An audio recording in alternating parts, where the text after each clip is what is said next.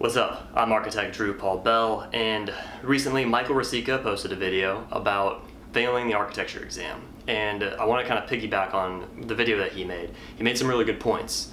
A lot of people, when they take these ARE exams, they run through, and I was speaking to someone just the other day who he said that his daughter actually recently graduated from architecture school and she was taking the AREs. And he told me that she had never failed anything before, and then she took this test and she failed the first attempt at her ARE exam, and she was shook by it. And she was taking a while to get up and get the next exam taken. And I don't know, man, that blows my mind a little bit. But the idea that failing as an exam is gonna wreck you blows my mind. I don't think that needs to happen. I kind of just want to say, get over it. That's what you think. But on another level, this is something that people are actually going through. And, your experience is your experience. My experience is my experience. It doesn't do you any good, me telling you that, oh, well, I made some bad grades in high school and college, and if that wasn't your experience, it wasn't your experience. But, when I was taking my exams, my very first two, I failed my first two attempts at the exams. When I was looking at failing those exams, I didn't say, oh, it wasn't really my ego so much about oh, I can't believe I failed something. No, I know that it's one of the hardest exams out there, the ARE is. And if you fail the exam, there's no shame in failing the ARE exam.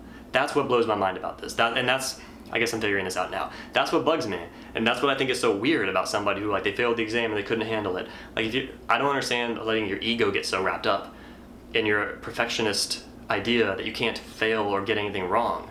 And I don't see how that's compatible with architecture. I don't see how you could have made it through an architecture degree and done any kind of design that didn't start out as a stupid design and got improved as you went along. But then again, maybe I'm just not the natural at this. Maybe other people are more naturals at design. I felt like I had to really work hard to get a good design by the end of the semester. So is that ego wrapped up in it, right? I never had my ego wrapped up in passing the exams. What I was concerned about was I knew what I wanted.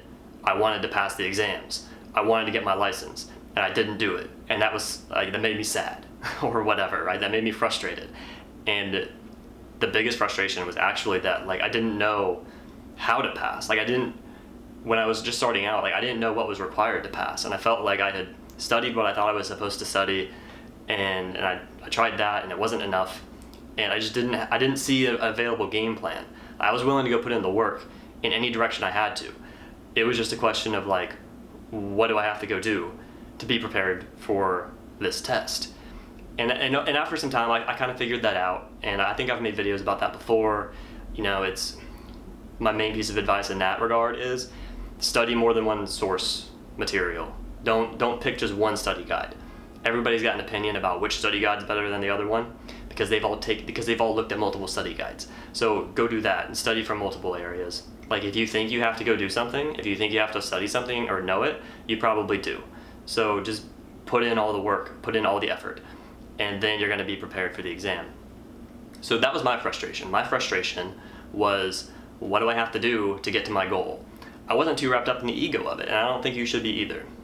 And I suppose that there was part of my ego that was worried about, man, am I really good enough for this? Am I really cut out for it?